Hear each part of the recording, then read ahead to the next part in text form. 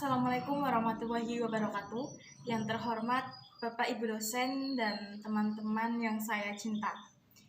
Pertama-tama, marilah kita panjatkan puji syukur atas kehadirat Allah yang Maha Esa, dan tak lupa kita haturkan salawat serta salam kepada junjungan Nabi besar kita Nabi Muhammad SAW yang telah senantiasa melimpahkan rahmat dan karunia-Nya sehingga kita dapat berkumpul di sini untuk membahas tentang pendidikan di negeri kita saat ini.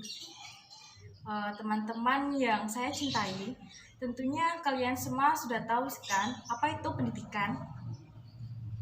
Ya, pendidikan adalah pembelajaran, pengetahuan, keterampilan, dan kebiasaan yang dilakukan oleh sekelompok orang yang diturunkan dari generasi satu ke generasi berikutnya melalui pengajaran, pelatihan, dan penelitian. Pendidikan itu mempunyai fungsi manifest atau biasa yang disebut dengan fungsi nyata, seperti untuk mempersiapkan anggota masyarakat untuk mencari nafkah dan untuk mengembangkan bakat perseorangan demi kepuasan pribadi dan demi kebutuhan masyarakat. Maka sebab itu, pendidikan itu sangat penting untuk meningkatkan sumber daya manusia di suatu bangsa. Pendidikan memiliki peran yang penting dalam perkembangan suatu bangsa. Melalui pendidikan sumber daya manusia ini, suatu bangsa dapat meningkat. Oleh karena itu, pemerintah sebagai pemegang kebijakan pendidikan tentunya harus mampu menjamin pendidikan agar berjalan dengan baik. Para hadirin yang berbahagia, namun saat ini ada kabar buruk, yaitu pendidikan di negara kita ini sedang tidak berjalan normal seperti biasanya karena menjadi salah satu bidang yang terkena imbas adanya penyakit wabah virus corona atau COVID-19. Tidak hanya di Indonesia saja sih, tetapi di negara lain pun sama ya seperti ini. Dan demi untuk memutus mata rantai penyebaran ini dilakukannya sistem pembelajaran daring atau sistem pembelajaran online tentunya. Tapi dari jalannya sistem ini ada dampak positif dan dampak negatifnya tentunya. Dampak positifnya adalah seorang guru dapat melakukan pembelajaran daring untuk pertama kalinya.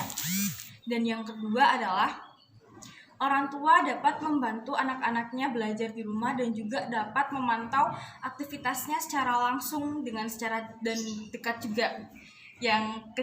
Kemudian yaitu dampak negatifnya adalah biasanya materi yang disampaikan oleh guru tidak dapat langsung diterima oleh si murid. Apalagi jika murid itu tidak mempunyai handphone dan juga mungkin rumahnya yang ada di pegunungan, sinyal akan susah, dan itu salah satunya yang menjadi kendala dalam pembelajaran tentunya. Para hadirin sekalian, dari dampak negatif itu juga ada dampak negatif yang lain pula, yaitu seperti ada orang tua yang tega menyiksa anaknya karena mungkin emosi saat membantu anaknya dalam mengerjakan tugas. Nah, itu yang bisa menjadi memicu seperti penganiayaan.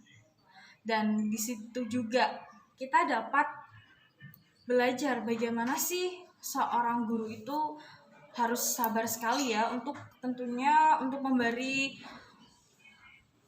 menyampaikan ilmu kepada muridnya itu dengan baik. Oleh karena itu, untuk saat ini agar kita dapat mewujudkan pembelajaran yang efektif dan juga lancar, kita harus bekerja sama antara guru, orang tua, dan juga murid tentunya, agar pembelajaran tetap efektif dan siswa juga dapat bersemangat walaupun dalam masa pandemi seperti ini. Demikian yang dapat saya sampaikan. Semoga bermanfaat bagi kita semua. Apabila ada kata yang kurang berkenan di hati, mohon maaf. Wabillahi taufiq wal hidayah. Wassalamualaikum warahmatullahi wabarakatuh.